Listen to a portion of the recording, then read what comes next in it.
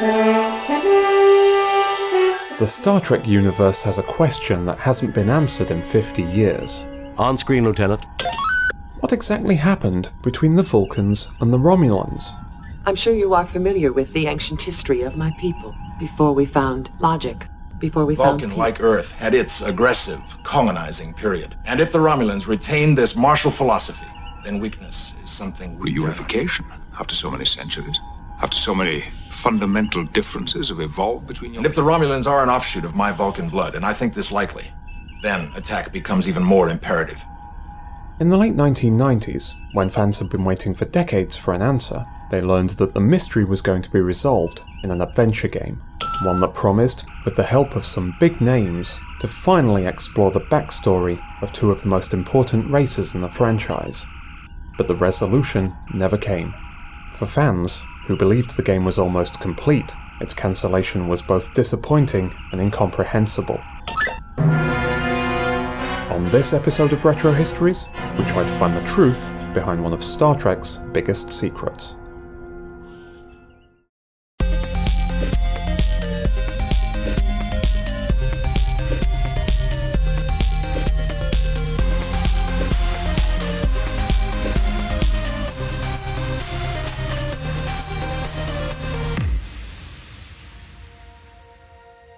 Our story begins in 1983 in California, with the creation of Interplay Productions. Founded by a small group of designers and programmers whose employer had decided to stop making computer games and start making dry erase boards, their beginnings were humble, working for anyone who would pay them. But under the leadership of founder Brian Fargo, they soon started to release titles under their own name, and over the next decade, creating hits like The Bard's Tale, Battle Chess, and Wasteland, and publishing titles for the likes of Delphine, Maxis, and Blizzard. They grew into a multi-million-dollar business, with hundreds of employees spread across several buildings, housing teams like Black Isle, 14 Degrees East, VR Sports, Flatcat, and the team behind Vulcan Fury, Tribal Dreams. In 1992 and 93, Interplay released two adventure games for the PC, Star Trek 25th Anniversary and Judgment Rights. The games were praised for their faithfulness to the source material, and are among the first great uses of the Star Trek license, although their biggest impact on pop culture was a moment that didn't appear in either game. Spock, open the outer door. Spock, sabotage the system. Okay, can we have line 193 again with sabotage, pronounced sabotage? I don't say sabotage. You say sabotage. I say sabotage. I say sabotage. Sabotage. Sabotage.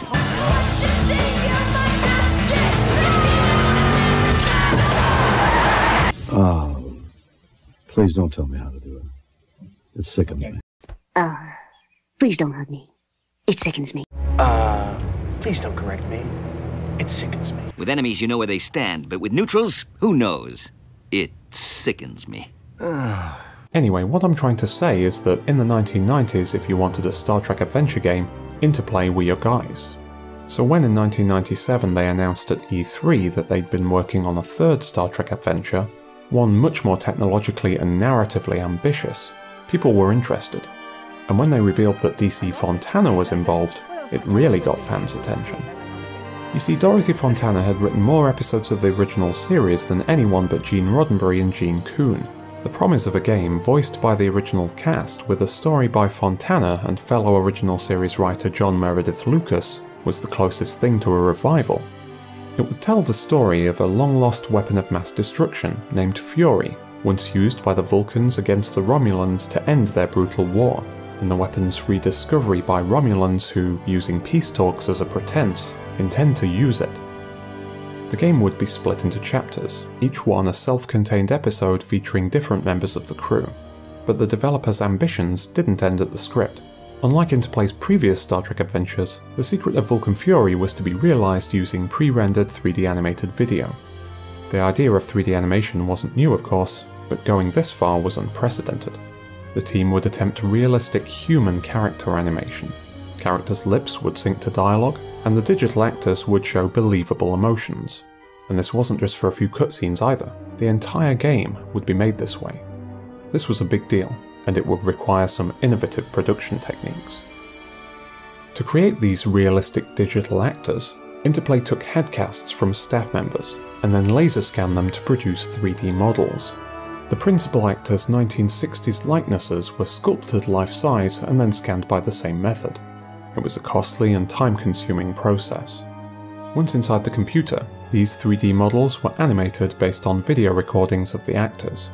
Early in the project, in the absence of a recorded script, animators practiced recreating scenes from the TV series, trying to capture every nuance of facial expression.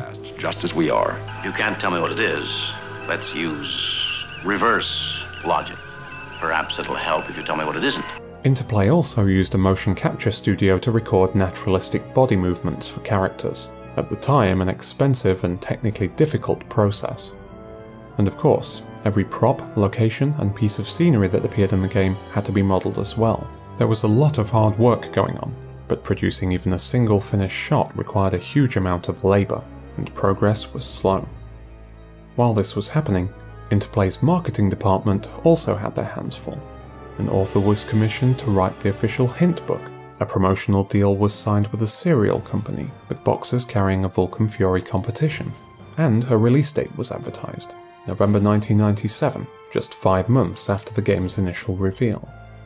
Interplay was acting like the game was almost finished, but in reality, all they really had was a 5-minute non-playable demo that looked like this. Evidently, somewhere inside the company, something wasn't quite connecting. The truth is, although these years seem like a golden age for Interplay, they were releasing some of their most beloved games, their financial situation was increasingly grim. Big titles were underperforming, their tendency to miss release dates had cut into their profits, and the PlayStation had opened up a big new market that they had tried and failed to penetrate. Their 1997 losses amounted to $14.4 million. The following year, that number doubled. As time passed and Vulcan Fury slowly took shape, Interplay pushed the release date later and later, but never far enough to be realistically achievable. The game missed one deadline after another. 18 months after the E3 unveiling and 4 years into development, faced with an expensive project that showed no sign of being finished anytime soon, Interplay cancelled Vulcan Fury and laid off nearly the whole team. A few were reassigned to work on the sequel to Starfleet Academy, Klingon Academy, a game which would have a tumultuous development of its own, but many of the artists were hired by Babylon 5 effects house Foundation Imaging. Apparently, Foundation and DC Fontana pitched the Vulcan Fury project to Paramount, but that project never got off the ground. All we've ever seen of it is this gag featuring Spock reading dialogue from Goodfellas. What the f*** is so funny about me? Tell me what's funny. As for Interplay, they'd hold out for a few more years, publishing some great games, but they never dug themselves out of their financial troubles. They were taken over by the French company Titus Software in 2001 and entered a slow, sad decline. The remaining founders quit, and the individual studios were shut down. At the time of recording, Interplay still exists, but only as an administrative entity with a handful of staff. They haven't released a game in many years, and they're currently trying to find a buyer for their remaining intellectual property. But how much of Vulcan Fury was ever made? And is there any chance, however remote, that it might still see the light of day? Here's what I've been able to piece together. Besides the E3 demo, featuring a scene in which Scotty discovers a suspicious device in the engine room, many other sets and characters were modelled. Promotional materials show a number of assets, including most of the principal characters. There were animatics that stitched these assets into rough scenes, but it looks like that 5-minute demo was the only chunk of assembled game. As for the script, it's unclear. This 600-page printout, dated just a few weeks before the game's cancellation, was apparently missing large parts of the story.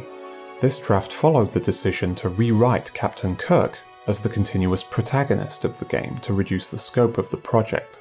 A full script may have existed before this, but material was being written and rewritten right up to the end, and it seems they never had something they were happy with. But these things could still, theoretically, be completed. The bigger question is how much voice work took place, and accounts of that are contradictory. One Interplay executive said that the whole cast recorded dialogue in the same room at the same time, but that warrants skepticism. Another claim is that the game was cancelled before any voice work was done, It seems plausible. If the actors had recorded dialogue, then why hadn't we heard any? But voice recording sessions did in fact take place in 1997 and 98, at least 5 full days. Shatner, Nimoy and Kelly recorded separately, but Takei, Doohan, Nichols and Koenig recorded together. The character of Sarek was also intended to feature in the game, but actor Mark Lenard passed away in November 1996, before recording took place. DeForest Kelly's session was adjourned early, when producers grew concerned about his health, and he was not well enough to return. Interplay hired veteran voice artist Maurice LaMarche to impersonate McCoy in later sessions. These rare animatics feature the voices of Shatner and LaMarche. And flecks of Tellarite skin tissue in the knots.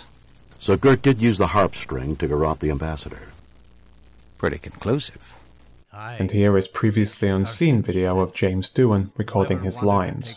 Performances were captured on video to be used as reference by the animators. Any indication of what is interfering with the door sensors?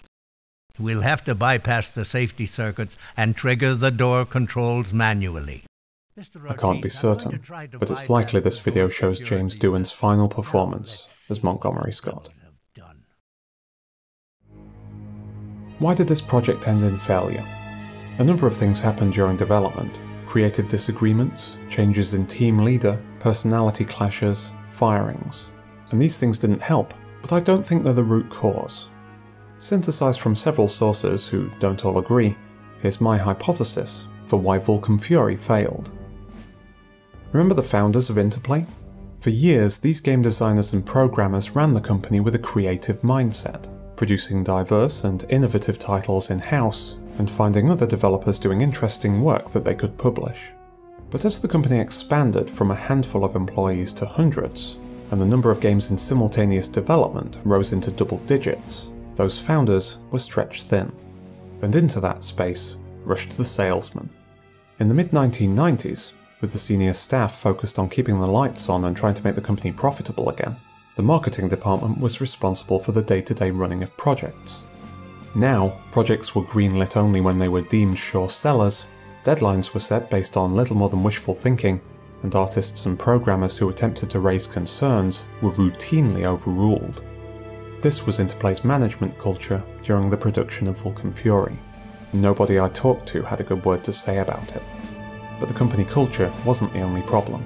The project had serious issues of its own. All that character dialogue that needed to be lip-synced and animated, one line at a time, managers completely missed the fact that producing animation on that scale would be extremely laborious. The total runtime would be 4 to 6 hours, and though they hired every 3D animator they could find, Interplay was no Pixar.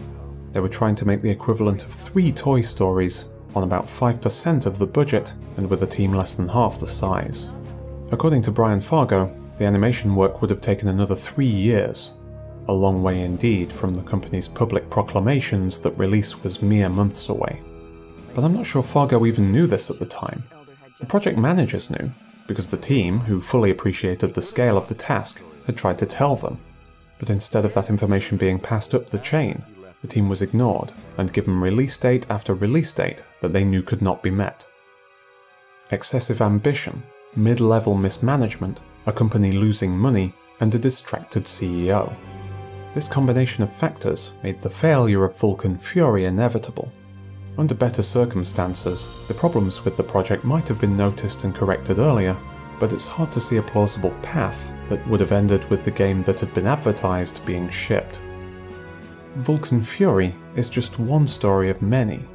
You can pretty much pick a late 90s Interplay game at random, and with a little digging, you're likely to find more stories of turbulent development, missed deadlines, and disillusioned team members. And those are just the games that came out. A project that ran smoothly was an exception, not the rule. But despite the company's problems, one thing can't be denied. That Interplay made some great games and started the careers of a lot of good people. They may not have been the best run company in the world, but their influence on the industry today is huge. Last year was the 50th anniversary of Star Trek, and it's still a pop culture staple. A new TV series is coming this year, and there's a 14th film on the way. The appetite for the franchise shows no sign of dimming. but the chance of Secret of Vulcan Fury ever being released in any form is virtually nil. The rights issues are complicated, the voice work was unfinished, and several of the original series cast are no longer with us. But the final nail, according to the current owners of Interplay, is the fact that the project files no longer exist. Backup failures mean that, besides promotional materials and a few clips saved by employees for their demo reels, there's nothing left. No source code, no 3D models, no voice recordings. It's all irreversibly lost. We will never see The Secret of Vulcan Fury, and that's truly a shame, given the calibre of the talent that came together to make it. Under different circumstances, it could have been the most faithful Star Trek game ever made. But sadly, this is a voyage that the Enterprise will never take.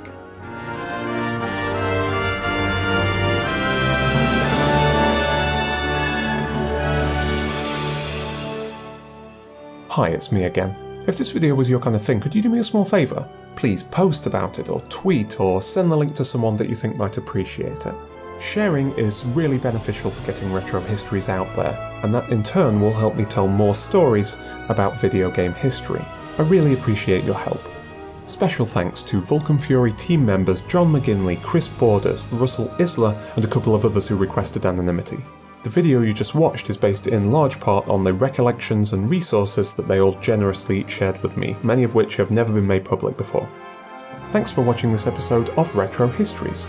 I'll see you again in the past. You know who we are? We're associates, your friends in sales. You do remember your friends in sales, don't you? Yes, I remember them. And can you tell me why they're not your friends anymore? Because we missed our ship date? Check out the big brain on Ken.